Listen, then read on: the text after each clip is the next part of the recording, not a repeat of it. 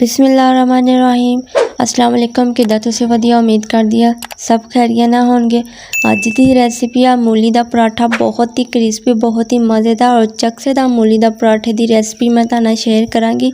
बिस्मिल्लाहिर्रहमानिर्रहीम। बिस्मिल्लाह दियां बरकतां। 3 मूलियां लईआं सी मैं और कद्दूकश कर लिया वा। कद्दूकश करने तो बाद मैं इनू चुल्हे ते रखांगी, पानी इन्हां दा खुश करांगी और इहदे विच जो मसाले पाऊंगी।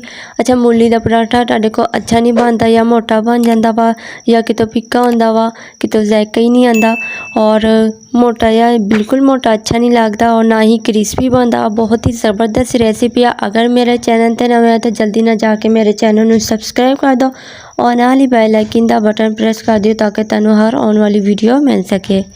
अच्छी तरह सेक लग चुकिया। 2-3 मिनट में ड्राई किया वा और ये मैं पाई आ 1 चम्मच हरिया मिर्चा पीसी हुई और दादर मिर्च पाई आ 1/2 चम्मच और ये मैं पाई आ हल्दी। बहुत ही प्यारा टेस्ट आएगा और ये नमक में इस्तेमाल किया वा हस्बे ज़रूरत, ठीक है ना। और यदा पानी अच्छी तरह खुश करना वा और तुसी कहना वा इत्ते मिर्च भी कच्ची रह जाती है तो मिर्च तेज़ हो जाती है मूलियां, तो यदा इलाज भी मैं तुहानू दसांगी। अच्छा, मूलियां का पानी अच्छी तरह ड्राई हो चुकिया वा। हुण ये मैं पाऊँगी 2 चम्मच घी इस तो इस्तेमाल करूँगी ताकि पराठा क्रिस्पी बनेगा और जरा ये अंदर मिर्च का कच्चापन होएगा वो भी ख़त्म हो जाएगा और बहुत ही प्यारी खुशबू आएगी। अच्छा, मैं आटा नॉर्मल आटा ही लिया वा जिदा आप गुन्नी दा वा रोटी पकाने ली और ये छोटे जे पेड़े बनाने हैं, बिल्कुल छोटा साइज़, इन्ने वड्डे नहीं बनाने तुसी। अगर तुसी वड्डे लोगे तो मोटी रोटी बन जाएगी, ना ही वो क्रिस्पी बनेगी। बिल्कुल छोटे लेने ताकि आपको मूली वाले पराठे का स्वाद आए, ज़बरदस्त लगे। अगर मेरे चैनल को सबसक्राइब नहीं किया तो जल्दी ना सबसक्राइब कर दो। छोटे साइज़ के पेड़े लेने और छोटी टिक्की बना लेनी है, ठीक है ना। दोनों टिक्कियाँ इदा बना के तुसी रेडी कर लेनी वा। मूली आ देखो, मूलियां मैं जरा बना के रखा सी और ठंडा हो चुकिया वा और बहुत ही प्यारी यदी खुशबू आ रही है। ना ही इन्ना ज़्यादा ये मसाले या कुछ भी नहीं है, बहुत ही मज़ेदार क्रिस्पी और बहुत ही ज़बरदस्त रेसिपी है।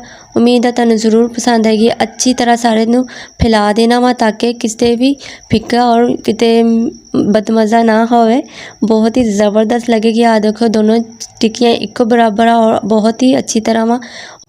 ये मैं खुश्क आटा लगाऊंगी थोड़ा जा ताकि हल्के हत्थों नाल बेलनी है। हल्के हत्थों नाल, ज़्यादा वजन नहीं लेना, बिल्कुल हल्के हत्थों नाल बेलांगे ताकि है ना बहुत ही मज़ेदार और सॉफ्ट बने और बहुत ही क्रिस्पी भी होएगी। अगर तुसी ज़्यादा बेलोगे इनू तो टुट जाएगी और बहुत ही छोटी जी टिक्की है, इन्नी ज़्यादा वड्डी भी नहीं करनी, ठीक है ना। ऑयल लगावांगे तवे ते, तवा फुल गर्म आ। बिस्मिल्लाहिर्रहमानिर्रहीम। बिस्मिल्लाह दियां बरकतां। माशाल्लाह, बहुत ही मज़ेदार और चकसेदार मूली दा पराठा वा। बहुत ही सिंपल जी रेसिपी आ और बहुत ही मज़ेदार आ। मूली दा पराठा नाश्ते ना बहुत ही ज़बरदस्त लगदा, बहुत ज़्यादा मज़ेदार लगदा वा। कलर देखो माशाल्लाह बहुत ही प्यारा वा और ये मैं घी लगाऊंगी। घी का मैं ज़्यादा इस्तेमाल करूँगी क्योंकि क्रिस्पी भी बहुत ही मज़ेदार लगता वा और जितना ज़्यादा घी लगावांगे उतना ज़्यादा क्रिस्पी बनेगा, ठीक है ना। वीडियो ने फुल वॉच करिया करो और मेरे चैनल को सबसक्राइब लाजमी कर दिया करो। अगर तुसी मेरे चैनल ते नवे हो तो जल्दी ना जाके सबसक्राइब कर दो और नाल ही बेल आइकन दा बटन प्रेस कर दिओ ताकि तुहानू हर आने वाली वीडियो मिल सके। और बहुत ही मज़ेदार पराठा रेडी हो चुका वा।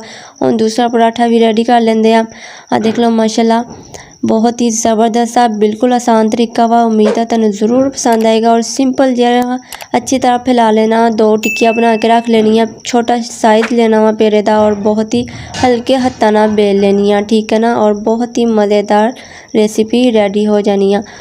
नाश्ते दे नाल मूली दे पराठे बहुत ही मज़ेदार लगते हैं। घर वाले ने तो बल्ले बल्ले ही कर देनी है और बहुत ही ज़्यादा खुश हो जाना वा और रोज़ हर रोज़ तुहानू फरमाइश करनी है कि अज भी मूली दे पराठे मिलणगे कि नहीं मिलणगे।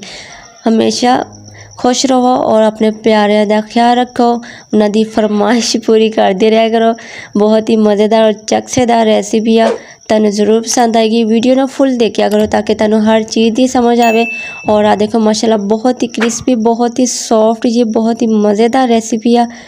मूँह ते तो पानी आ जाना, जिन्होंने नहीं भी भुख होएगी उन्हें भी भुख लग जाएगी। बहुत ही क्रिस्पी आ, तुहानू देखण ते अंदाज़ा हुंदा होना वा और मज़ेदार। आ देख लो माशाल्लाह, बहुत ही ज़बरदस्त रेसिपी रेडी हो चुकी है। उम्मीद है तुहानू ज़रूर पसंद आएगी। आ देख लो, मैं तुहानू टेस्ट करके भी दिखा दिंदी आ। क्रिस्पी है और बहुत ही मज़ेदार। आ देखो माशाल्लाह, कलर कितना अच्छा आया वा और पराठा बहुत ही मज़ेदार। ਅਸੀਂ ਫਿਰ ਮਿਲਾਂਗੇ ਨਵੇਂ ਚਸਕੇ ਦੇ ਨਾਲ ਨਵੀਂ ਰੈਸਿਪੀ ਦੇ ਨਾਲ। ਓਕੇ, ਅੱਲਾ ਹਾਫਿਜ਼।